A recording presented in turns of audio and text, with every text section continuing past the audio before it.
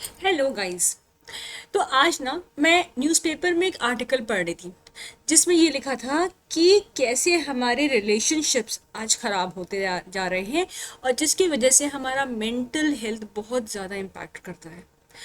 पता है, आज मैं कितने सारे ऐसे पेशेंट्स को ट्रीट कर रही हूँ जिनको एंजाइटी है, पैनिक अटैक्स होते हैं, या उनको अपने ऊपर कॉन्फिडेंस नहीं है, या बहुत ज़्यादा रेस्टलेस हो जाते हैं, स्लीप डिस्टर्ब हो जाती है। And the reason is this stress, and majorly this stress is due to their family issues, relationships, overwork and everything. So आज ना उस आर्टिकल में ये लिखा था कि हम डिपेंडेंट हैं बहुत ज़्यादा अपनी खुशियों के लिए। हमें अप्रिसिएशन चाहिए किसी से, हमें हैप्पीनेस दूसरे से चाहिए, मतलब फॉर एवरीथिंग द अप्रूवल चाहिए हमें दूसरे से। So for everything we are dependent on the next person. So, do not keep any emotional dependency that will surely and surely hurt you. पता है, बीके शिवानी जी की एक बात मुझे बिल्कुल सही लगती है, और जो फैक्ट है, अगर आप सोचें, everybody is born with a soul and soul never dies and soul keeps taking birth and birth and birth, right? So imagine the next person has their own experiences, has their own lifetime of the soul have taken birth.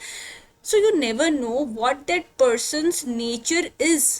कई बार हम कुछ लोगों के साथ ज़्यादा comfortable होते हैं, कुछ लोगों के साथ कंफर्टेबल नहीं होते हैं।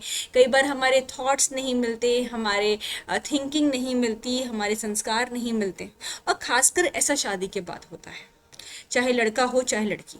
लड़कियां ज़्यादा सफ़र करती हैं क्योंकि वो एक परिवार, एक घर छोड़ के दूसरे घर में जाके रहती हैं।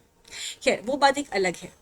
लेकिन अगर हम किसी के भी ऊपर इमोशनली डिपेंडेंट नहीं हैं, हमें किसी का अप्रूवल नहीं चाहिए, हमें किसी का अप्रिसिएशन नहीं चाहिए, हम खुद को ही अप्रिशिएट कर रहे हैं, खुद को ही हम अप्रूव कर रहे हैं, और हम अपनी थिंकिंग, अपने एटीट्यूड, अपने संस्कारों को अगर हम अपग्रेड कर रहे हैं, then I don't think we need anybody for any kind of happiness.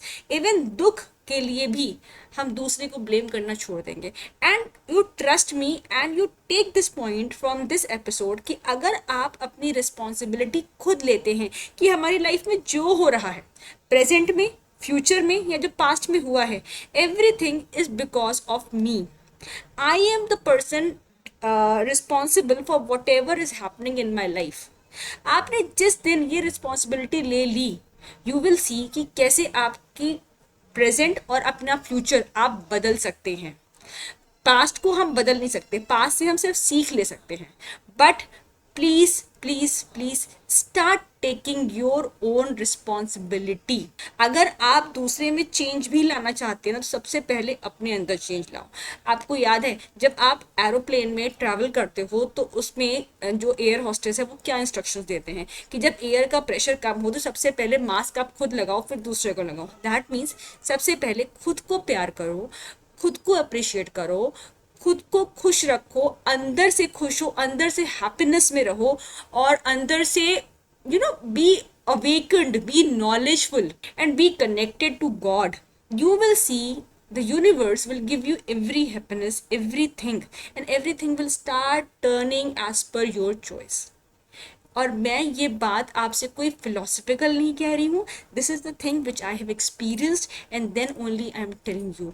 मैं इस चैनल पे जो बोलती हूँ वो या तो मेरी प्रैक्टिस का पार्ट होता है कि मैंने सक्सेस देखी है, या मैंने खुद ही एक्सपीरियंस किया है। So take my words, mark my words, कि do not be dependent on anybody and do not ask for anything from anybody.